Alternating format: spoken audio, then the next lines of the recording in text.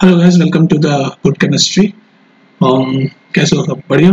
Previous video में हमने पढ़ा था solubility of a gas in liquid, और उससे प्रीवियस वीडियो में हमने पढ़ा था solubility of a solid in a liquid. तो मतलब हम different different type of solute देख रहे हैं जब लिक्विड में वो सॉल्युबल होते हैं। इससे पहले हमने देखा था सॉलिड अगर लिक्विड में घुले तो क्या होता है, कैसे कैसे फैक्टर अफेक्ट होते हैं, टेम्परेचर, प्रेशर, क्या क्या कौन कौन से फैक्टर उनको अफेक्ट करते हैं उसकी सॉल्युबिलिटी को। फिर से प्रीवियस वीडियो में हमने पढ़ा कि solubility of a gas in liquid, मतलब जब गैस लिक्विड के अंदर डिसॉल्व होने की कोशिश करती है, मिक्सचर बनता है उसका, तो कौन कौन से फैक्टर अफेक्ट करते हैं उसकी सॉल्युबिलिटी को। तो एक बार थोड़ा सा रिवाइज भी कर लेते हैं कि हमने प्रीवियस क्लास में या प्रीवियस लेक्चर में ये देख लिया था कि जो solubility of a gas in liquid है, ये जो solubility of a gas in liquid है, ये बेसिकली कौन कौन से फैक्टर को अफेक्ट करते हैं कि भाई नेचर क्या है, नेचर ऑफ सॉल्यूट जो कि इस केस में गैस है, सॉल्वेंट जो भी कोई सॉल्वेंट जिसमें भी हो गैस घुल रही है, तो उसका क्या नेचर है, किस टाइप का वो गैस है, किस टाइप का वो सॉल्वेंट है जिसमें वो घुल रही है, ये इस पर डिपेंड करता है। दूसरा डिपेंड करता है कि भाई फैक्टर कि टेम्परेचर कितना है, टेम्परेचर भी सॉल्युबिलिटी को इंक्रीज या डिक्रीज करता है अकॉर्डिंगली, तो टेम्परेचर भी इफेक्ट करता है। और तीसरा क्या है, इफेक्ट ऑफ प्रेशर। और मैंने आपको, अगर आपने प्रीवियस लेक्चर देखा है मेरा, तो बताया था कि इफेक्ट ऑफ प्रेशर सबसे इंपॉर्टेंट होगा when it comes to solubility of a gas in liquid. मैंने आपको ये बताया था। तो इफेक्ट ऑफ प्रेशर क्या होता है? सिंपल भाषा में तो इफेक्ट ऑफ प्रेशर ये था कि जैसे जैसे प्रेशर इंक्रीज होगा तो solubility of a gas increase होती है, solubility of a gas in liquid increase होती है। मतलब प्रेशर इंक्रीज हुआ तो solubility of a gas in liquid भी इंक्रीज हो गई, ये था इफेक्ट। लेकिन ये तो हमने क्वालिटेटिव बता दिया, मतलब हमने इसकी कोई एग्जैक्ट क्वांटिटी तो नहीं बताई। मैंने आपको प्रीवियस वीडियो में बताया था कि भाई हमने बस बता दिया कि अगर प्रेशर बढ़ेगा तो solubility of a gas in liquid बढ़ जाएगी, लेकिन क्वांटिटी कितनी बढ़ेगी, किस रेशियो में बढ़ेगी, कितने परसेंट बढ़ेगी, या एग्जैक्ट अमाउंट, मैथमेटिकल अमाउंट क्या होगा उसका, मतलब कैसे हम उसको निकालेंगे, ये सब बताता है हेनरीज लॉ। हेनरीज लॉ, तो हेनरीज लॉ एक पहला लॉ है, ये पहला लॉ है जिसने क्वांटिटेटिव अप्रोच दे दिया, क्वांटिटेटिव रिलेशन दिया था। क्वांटिटेटिव मतलब हम एग्जैक्ट फिगर्स में बात करेंगे, क्वांटिटेटिव रिलेशन दिया था हेनरीज लॉ ने। किस चीज का रिलेशन दिया था? कि सॉल्युबिलिटी, प्रेशर जो है, quantitative relation between pressure and solubility of a gas. समझ में बात को? तो ये हेनरीज लॉ ने जो क्या किया, क्वांटिटेटिव रिलेशन दिया। क्वांटिटेटिव रिलेशन मतलब अब हम बात करेंगे मैथ्स में, नंबर्स में बात करेंगे। तो हेनरीज लॉ क्या कहता है, डेफिनेशन पढ़ते हैं। एट अ कांस्टेंट टेम्परेचर, मतलब टेम्परेचर कांस्टेंट अगर हम करें, क्योंकि हमें पता है कि टेम्परेचर भी इफेक्ट करता है सॉल्युबिलिटी को, तो अभी हम सिर्फ बात कर रहे हैं प्रेशर की, क्योंकि हेनरीज लॉ प्रेशर की सॉल्युबिलिटी का क्वांटिटेटिव रिलेशनशिप बताता है, प्रेशर का effect on solubility of a gas बताता है इन क्वांटिटेटिव।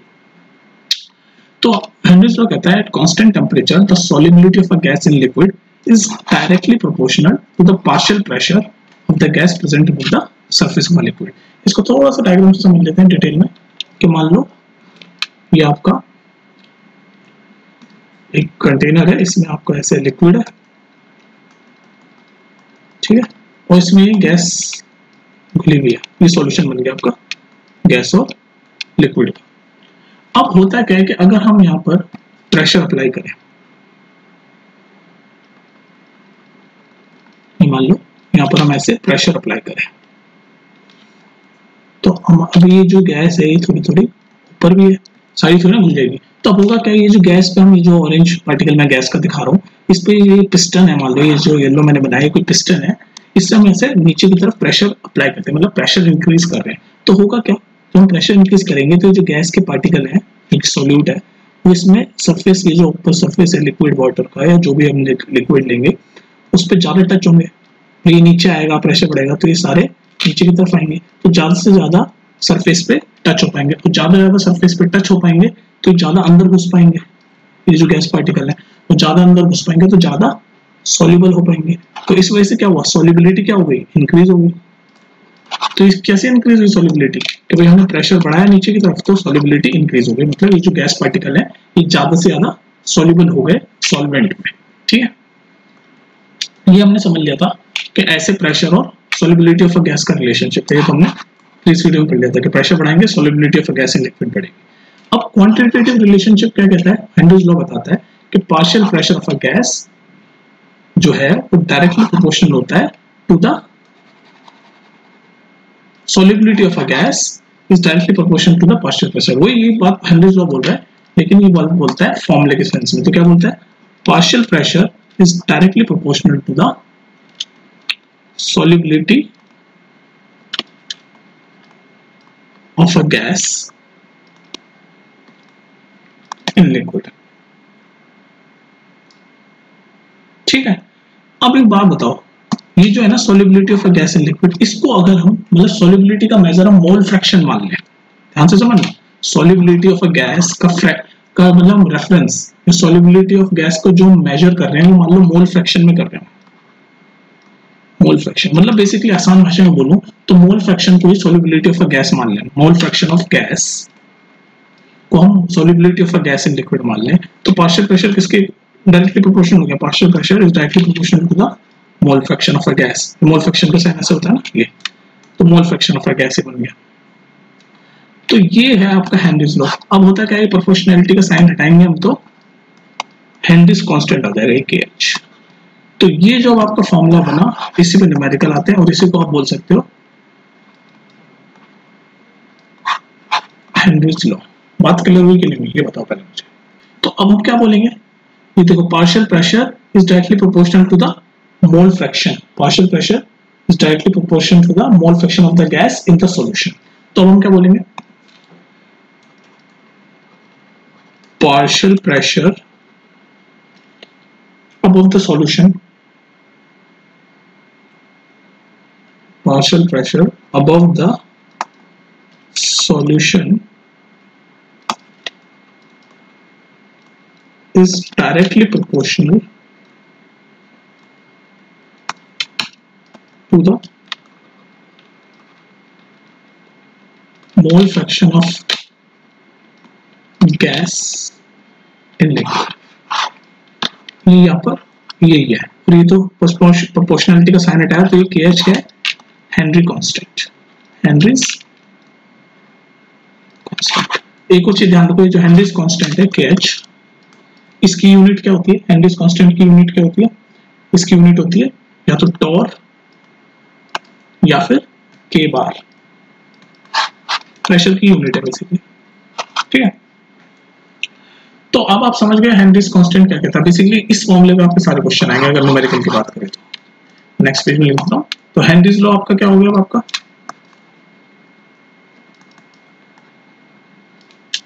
हेनरीज लॉ का हो गया partial pressure is equal to Henry's constant into mole fraction of a gas in liquid. ये आपका फॉर्मूला है। ठीक है, और इसको अगर वर्ड्स में लिखे तो वर्ड्स में भी लिख सकते हैं। तो वर्ड्स में इसको ऐसे लिखोगे, Henry's law states that the partial pressure of a gas in vapour phase, तो partial pressure of a gas ये वाला in vapour phase is proportional to the mole fraction of a gas in the solution. तो ये हम mole fraction हम क्या बोलते थे, हमें अभी तक कितना पता था हेनरीज लॉ के पढ़ने से पहले तक कि partial pressure is directly proportional to the solubility of a gas in liquid। मतलब अगर पार्शियल प्रेशर इंक्रीज करेंगे तो solubility of a gas in liquid increase हो जाएगी। फिर हेनरीज लॉ ने कहा कि भाई अगर हम solubility of a gas in liquid को मेजर करें मोल fraction of a gas in the solution, मतलब मोल फ्रैक्शन के टर्म्स में अगर हम solubility को इंक्रीज करें तो बात तो वही होगी। यहाँ पर क्या रहता है, partial pressure is directly proportional to the solubility of a gas। नाम बोलेंगे पार्शियल, अब बोलेगा partial pressure is directly proportional to the mole fraction of a gas in liquid, क्योंकि मोल फ्रैक्शन को हम मेजर मान रहे हैं solubility of a gas in liquid का। ये कंफ्यूज मत होना कि भाई ये solubility से मोल फ्रैक्शन कहां से आ गया। मोल fraction of a gas in solution को ही हम solubility of a gas in liquid का मेजर मान रहे हैं, मतलब solubility of a gas in liquid के मेजर को ही हम मोल fraction of a gas in solution बोलते हैं। तो ये है आपका हेनरीज लॉ। बात समझ में आ गई? हेनरीज लॉ आपका ये है। अब हेनरीज लॉ पे क्यों ना हम फटाक से न्यूमेरिकल देख लें। चलिए इस क्वेश्चन को देखो ये क्वेश्चन जब तक आपके मोल फ्रैक्शन के और ये सारे कॉन्सेप्ट क्लियर ना हो ना तो गलत होने के चांसेस हो जाते हैं। तो इसीलिए मैं रिकमेंड करूंगा कि सारी वीडियोस आप सीक्वेंस में देखो जहां पर मैंने आपको मोल फ्रैक्शन वगैरह सब एक्सप्लेन किया हुआ है। तो इसमें मोल फ्रैक्शन का कॉन्सेप्ट भी रहेगा। तो क्वेश्चन पढ़ते हैं। क्वेश्चन कह रहा है H2S टॉक्सिक गैस है जिसकी स्मेल होती है रोटन एग, सड़े हुए अंडे जैसी, is used for qualitative analysis. और वो रखा solubility of H2S in water at STP। STP क्या होता है?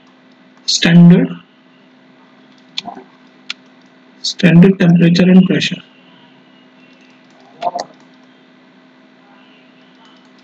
Standard temperature and pressure. तो एसटीपी पे जो प्रेशर होता है 1 बार होती है और टेम्परेचर होता है 298 केल्विन, ठीक है। तो एसटीपी कंडीशन होती है जिसमें टेम्परेचर को हम 1 बार मानते हैं, वैसे अप्रोक्सीमेटली होता है 1 बार, एग्जैक्ट वैसे कुछ 0.987 होता है, पर for the sake of calculation मैं 1 बार ले रहा हूँ, ठीक है।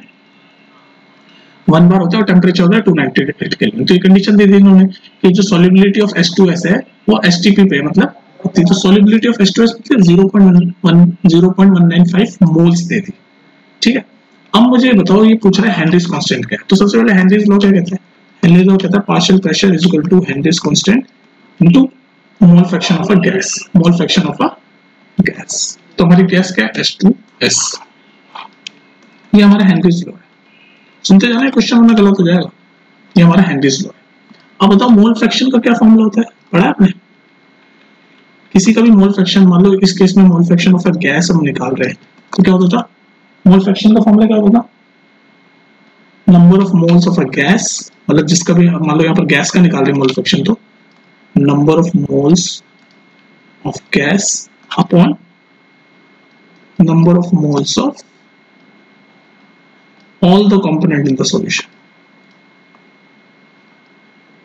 all the component in the solution, मतलब जितने भी कंपोनेंट है, मान लो सॉल्यूशन में आपके एक गैस है और एक कोई लिक्विड है, जैसे इस केस में गैस है, इस केस में हमारे सॉल्यूशन में क्या क्या है? H2S गैस है और वाटर है। तो हमारे सॉल्यूशन में एक चीज ये है, एक चीज ये है। तो नीचे डिनोमिनेटर में क्या होगा? इसका भी मोल प्लस इसका भी मोल। तो इसका मोल तो नंबर ऑफ मोल का गैस को जिसका निकालना होता है न्यूमरेटर में लिखते हैं, तो उसका मोल तो आपको दे रखा है 0.195।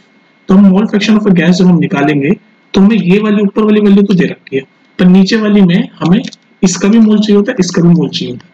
तो हमें वाटर का मोल निकालना पड़ेगा, तभी हम मोल फ्रैक्शन ऑफ अ गैस निकाल पाएंगे। तो मैं ब्लू से निकाल रहा हूँ वाटर का मोल। तो नंबर ऑफ मोल्स किसी भी सब्सटेंस का निकालने का क्या फॉर्मूला होगा, ये भी बता चुका हूँ मैं। उस सब्सटेंस का मास अपॉन उसका मोलर मास। तो मास क्या है?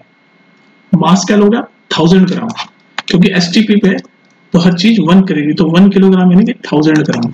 तो मास हो गया 1000 ग्राम। किसका निकाल रहे हैं हम? नंबर ऑफ मोल्स वाटर का। क्यों निकाल रहे हैं? क्योंकि हमें नीचे मोल फ्रैक्शन निकालते समय नंबर ऑफ मोल्स चाहिए होंगे वाटर के भी, क्योंकि वाटर और H2S को दोनों का हमें ऐड करके ही नीचे डिनोमिनेटर में लिखना है, क्योंकि डिनोमिनेटर क्या होता है? Number of moles of all the component. तो हमारे दो ही कंपोनेंट है, एक H2S है, एक वाटर है। तो H2S का तो हमें पता है नंबर ऑफ मोल, ये रहा 0.195, और वाटर का हम यहाँ निकाल रहे हैं ब्लू कलर से। तो मास ले लिया हमने 1000 ग्राम। अपन मोलर मास क्या होता है वाटर का? वाटर क्या होता है? H2O। तो मोलर मास क्या होता है? एटॉमिक मास से कैलकुलेट करते हैं। तो हाइड्रोजन का एटॉमिक मास होता है 1, दो एटम है हाइड्रोजन के, तो इंटू 2, प्लस ऑक्सीजन का एटॉमिक मास क्या होता है? 16, तो 1 इंटू 2 2 प्लस 16 18। तो मोलर मास हो गया वाटर का 18। तो 1000/18 आपका नंबर ऑफ मोल्स हो गया। इसको जब आप काट के सॉल्व करोगे तो बनेगा 55.55 मोल्स। तो अब हमें H2S का मोल तो दे रखा था, और जो दूसरा कंपोनेंट है वाटर वो हमने निकाल दिया 55.55 मोल। अब हम मोल फ्रैक्शन ऑफ अ गैस आराम से निकाल सकते हैं। तो mole fraction of a gas हम निकालेंगे तो हमें हेनरीज लॉ में ये वाला पार्ट हमें मिल जाएगा, है ना। और ये प्रेशर वाला पार्ट हमें पता ही है, क्योंकि एसटीपी कंडीशन है। कितना होगा प्रेशर वाला पार्ट? अभी मैंने बताया, ये रहा 1 बार होता है। एसटीपी कंडीशन मतलब स्टैंडर्ड टेम्परेचर प्रेशर, इसमें एसटीपी कंडीशन मतलब प्रेशर 1 बार है। तो बस अब हमें ये निकाल लेंगे, फिर उसके बाद हमें जो हेनरीज कांस्टेंट निकालना है, यानी KH की वैल्यू हम निकाल देंगे। तो सबसे पहले हम मोल फ्रैक्शन कैलकुलेट कर देते हैं। मोल फ्रैक्शन कैसे कैलकुलेट करेंगे हम? Number of moles of a gas, यहाँ कर रहा हूँ केमिकल से। Number of moles of a gas question में दे रखा है 0.195 अपॉन में number of moles of all the component. तो कौन से कंपोनेंट है? एक तो ये गैस है जिसका दे रखा है 0.195, और एक वाटर है जिसका भी हमने कैलकुलेट किया 55.55। तो क्या होगा? 55.55। तो ये आ गया आपका मोल फ्रैक्शन, यानी कि ये वाला पार्ट। तो इसको सॉल्व करो, 0.195 अपॉन 0.195 प्लस 55.55। इसको जब आप सॉल्व करोगे, मैं डायरेक्टली लिख देता हूँ, तो आपका आएगा 0.0035। कैलकुलेशन आप खुद देख लेना। तो अब आपकी ये इसकी वैल्यू आ गई 0.0035, इसकी वैल्यू हम लेंगे यहाँ पर 1 बार। तो अब इसकी वैल्यू निकालना आपके लिए क्या मुश्किल है? तो यानी कि इसकी वैल्यू क्या होगी, P अपॉन ये हेनरीज कांस्टेंट जो हमें निकालना है, P upon mole fraction of a gas.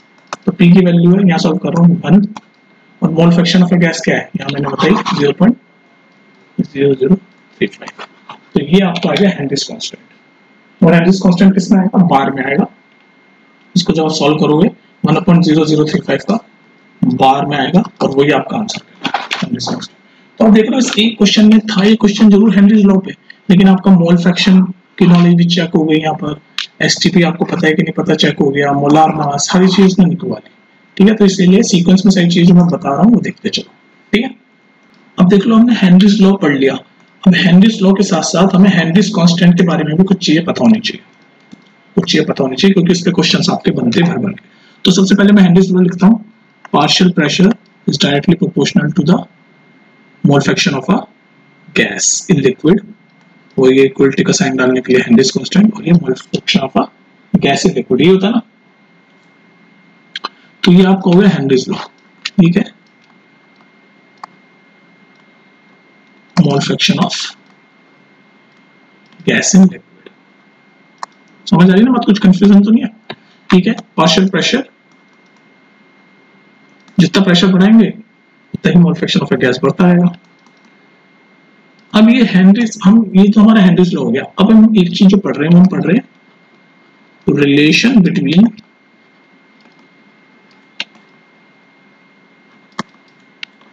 Henrys constant, यानी कि ये Henrys constant and solubility of a gas.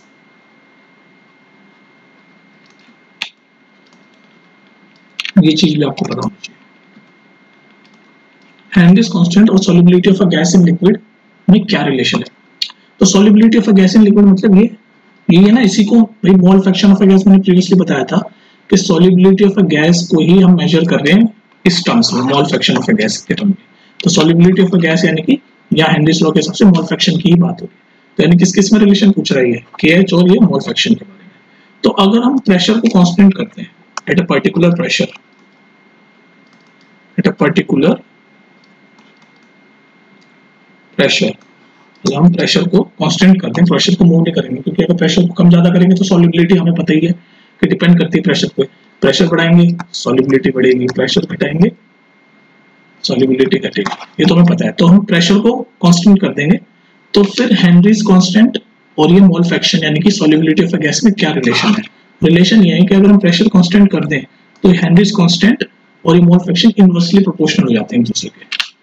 Henry constant is inversely proportional to the mole fraction, ये एक दूसरे के इनवर्सली प्रोपोर्शनल हो जाते हैं। मतलब क्या है, मतलब क्या है कि जिसका भी हेनरीज कांस्टेंट ज्यादा होगा उस गैस की सॉल्युबिलिटी कम होगी, और जिस गैस का हेनरीज कांस्टेंट कम होगा उस गैस की सॉल्युबिलिटी ज्यादा होगी। तो ये जो पूछा था ना क्या रिलेशन है हेनरीज कांस्टेंट और solubility of a gas in liquid, तो ये रिलेशन है, इनवर्सली प्रोपोर्शनल वाला रिलेशन है। मतलब अगर हेनरीज कांस्टेंट की वैल्यू कम हो जाएगी तो इसका मतलब ये कि सॉल्युबिलिटी ऑफ अ गैस, वो जो गैस की जो सॉल्युबिलिटी है वो ज्यादा है, और अगर हेनरीज कांस्टेंट बढ़ेगा तो हम कह देंगे भाई हेनरीज कांस्टेंट की वैल्यू अगर ज्यादा होगी तो हम समझ जाएंगे कि भाई सॉल्युबिलिटी ऑफ अ गैस की वैल्यू यानी सॉल्युबिलिटी ऑफ अ गैस कम होगी। तो इसका मतलब हम एक चीज तो समझ पा रहे हैं कि जो हेनरीज कांस्टेंट है ये गैस की सॉल्युबिलिटी से इफेक्ट हो रहा है। तो इसका मतलब it is the nature of, it depends on the nature of a gas, मतलब Henry's constant depend upon the Henry's constant KH depends on the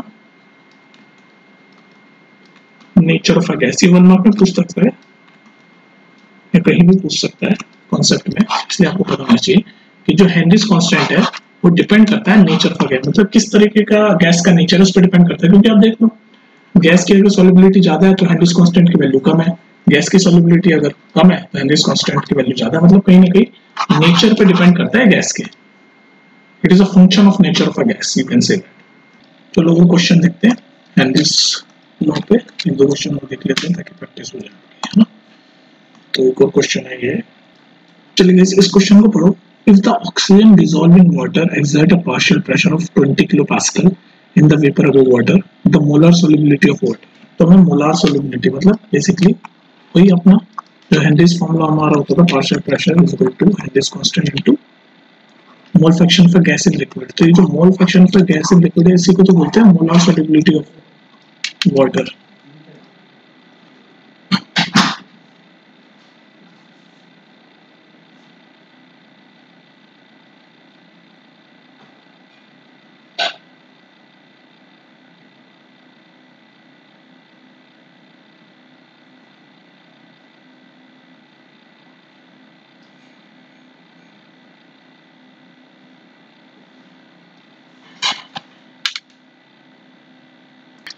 interruption आ गया था तो सुनो। हाँ, तो molar solubility of oxygen in water को ही हम क्या बोलेंगे, एक सेकेंड, क्या बोलेंगे, ये बोलेंगे भाई फॉर्मूला क्या होता था हमारा कि the solubility of a gas in liquid, तो वही तो है सॉल्युबिलिटी ऑफ अ गैस, ये गैस क्या ऑक्सीजन इन लिक्विड वाटर, तो solubility of a gas in liquid तो है ये, तो ये फाइंड करना है हमें।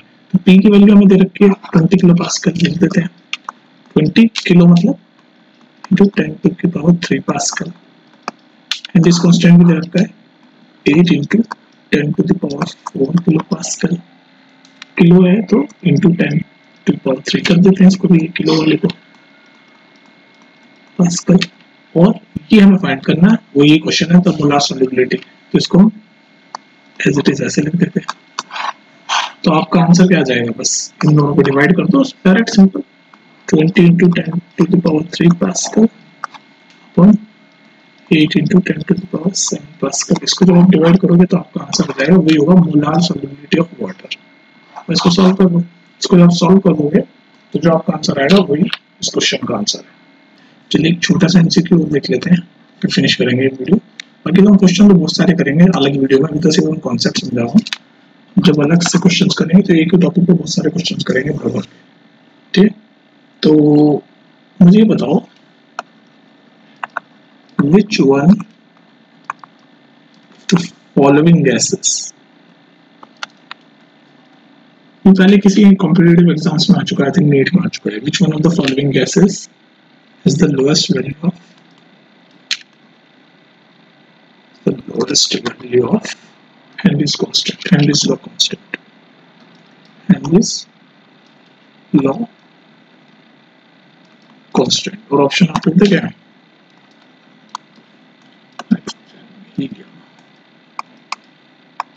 हाइड्रोजन और कार्बन डाइऑक्साइड। तो इस क्वेश्चन के थ्रू मैं आपको रिवाइज करवाना चाह रहा हूँ ये वाला कॉन्सेप्ट वापस से, कि हेनरीज कांस्टेंट की वैल्यू ज्यादा होती है तो मतलब गैस की सॉल्युबिलिटी कम होती है, दोनों एक दूसरे के इनवर्सली प्रोपोर्शनल होते हैं। हेनरी कांस्टेंट की वैल्यू अगर कम होती है तो सॉल्युबिलिटी ऑफ गैस ज्यादा होती है। तो ये पूछ रहे हैं कि इनमें से किसकी हेनरीज कांस्टेंट की वैल्यू लोएस्ट है, तो उसी की वैल्यू लोएस्ट होगी जिसकी सॉल्युबिलिटी हाईएस्ट है। तो हमें पता है कि CO2 की सॉल्युबिलिटी सबसे हाईएस्ट होती है इन सब गैसों में, तो इसका आंसर है टी। और CO2 की जो स्ट्रक्चर होता है ना वो इस तरह से होता है कि वो इजीली सॉल्युबल हो जाता है। ठीक है, तो ये सबसे ज्यादा सॉल्युबल होती है, तो हेनरीज कांस्टेंट की वैल्यू इसकी सबसे कम होगी और यही पूछा हमसे लोएस्ट, तो इसका आंसर है टी। ठीक है, तो ये था आपका हेनरीज लॉ। नेक्स्ट वीडियो में हम वेपर प्रेशर वगैरह पढ़ेंगे और इस पर भी वापस आएंगे, क्वेश्चन वगैरह और प्रैक्टिस करेंगे डिटेल में, लेकिन अभी कॉन्सेप्ट समझते हैं। ठीक है, मिलते हैं फिर नेक्स्ट वीडियो में। ठीक है।